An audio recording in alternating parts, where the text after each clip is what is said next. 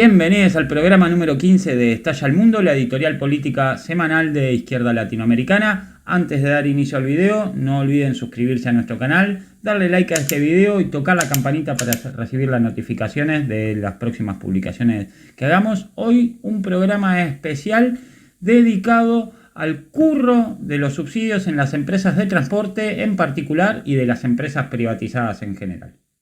Buscando algún lugar lejano donde peteo las cosas de tu mente.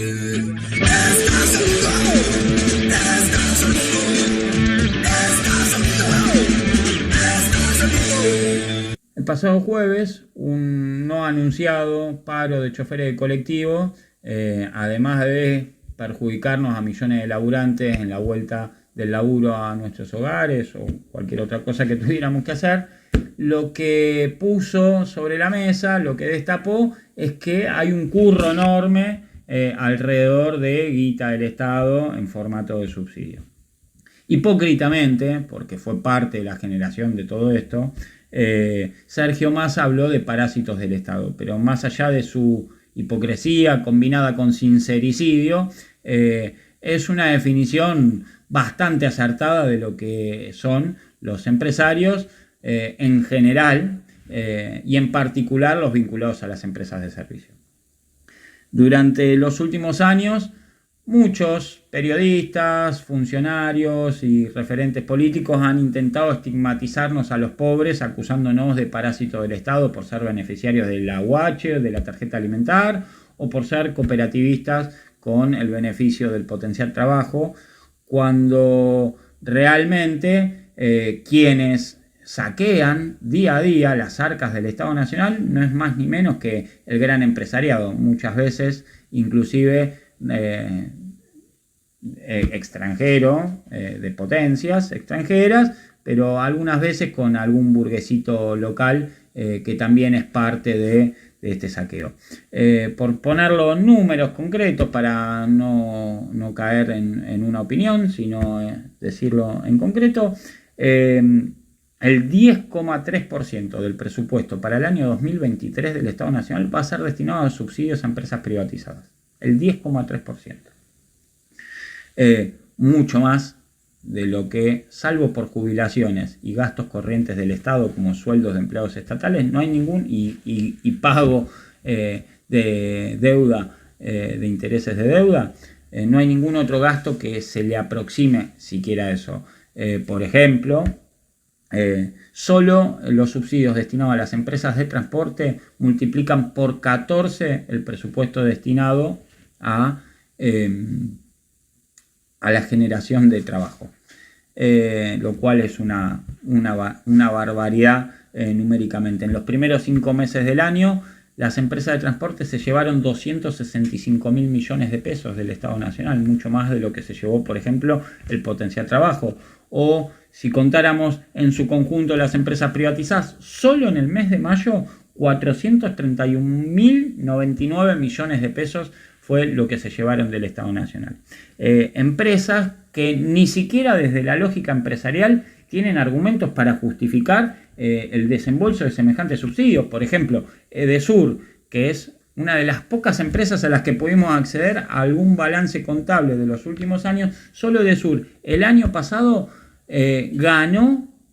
declaró una ganancia por 5.000 millones de pesos. Entonces, si una empresa está ganando 5.000 millones de pesos, ¿desde dónde se justifica que habría que subsidiarla? Ni siquiera en las lógicas del propio capitalismo sería algo justificable. Por supuesto que nosotros creemos que hay que ir mucho más allá y ningún servicio esencial como la luz, el gas, el agua o la circulación, ya sea por los peajes o por el transporte público, y por supuesto tampoco la salud y la educación, deberían tener nada que ver con ningún lucro de ningún privado, y creemos en la necesidad de que todos los servicios sean administrados por el Estado, por sus laburantes y por sus usuarios, pero ni siquiera llegando a eso hay manera, ni siquiera llegando a una posición si se quiere, de izquierda, ni siquiera en posiciones de las que dice hacerse voz el gobierno nacional, es justificable la cantidad de guita y el saqueo permanente y cotidiano del Estado Nacional,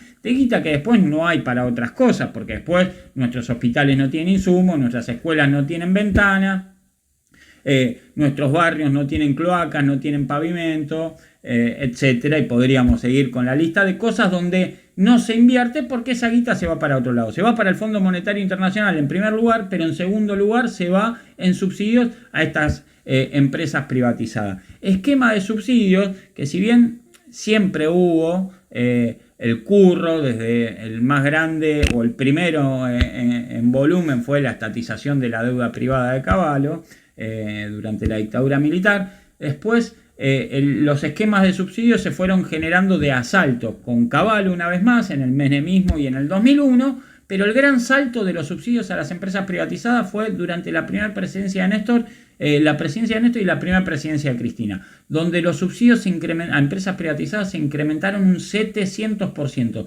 sin que tengamos nada ni de cerca la inflación que tenemos actualmente, lo cual en su lógica justificaría un aumento de los subsidios para compensar la inflación, pero casi no había inflación y los últimos años de la primera presidencia de Cristina fue marginal la inflación.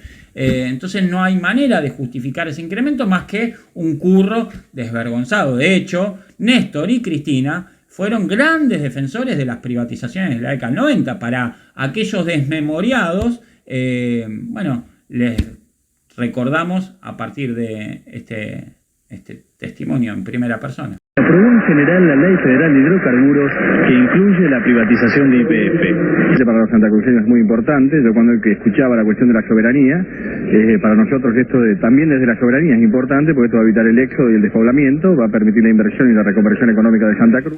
Bueno, pero para hablar específicamente de lo que sucedió estos 2 días, o para utilizar el ejemplo de las empresas de transporte para entender un poquito más el curro de las privatizadas, vamos a hablar unos instantes con Gilbert, referente de Choferes Unidos, la más importante de las agrupaciones antiburocráticas de choferes de colectivo.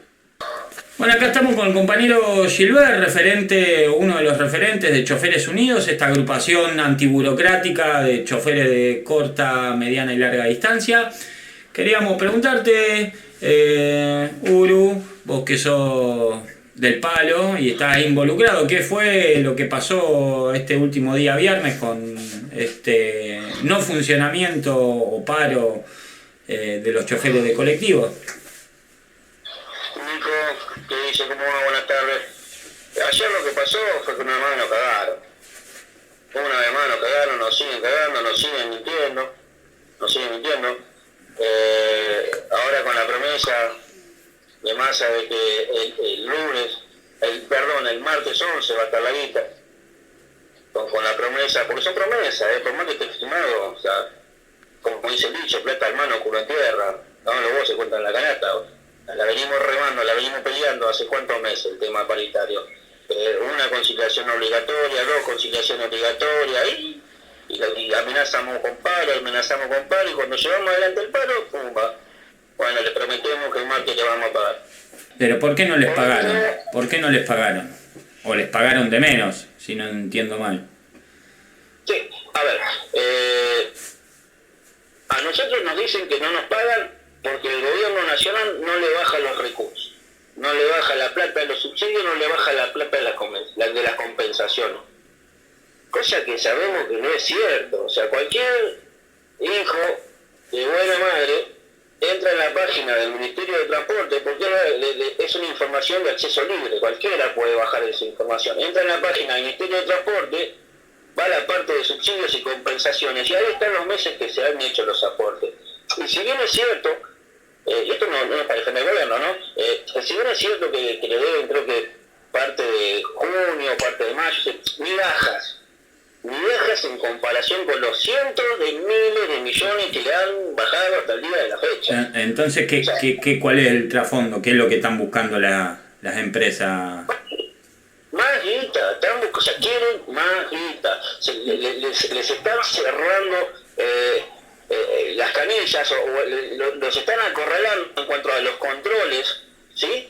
A los controles reales. A ver, porque también otra cosa, las empresas, ellas le dicen al gobierno, le facturan al gobierno X cantidad de plata, y la realidad es que los costos son otros, son mucho más superiores. ¿Cómo es? ¿Por qué no nos contás un poco cómo es el curro ese de los subsidios que tienen las empresas de transporte?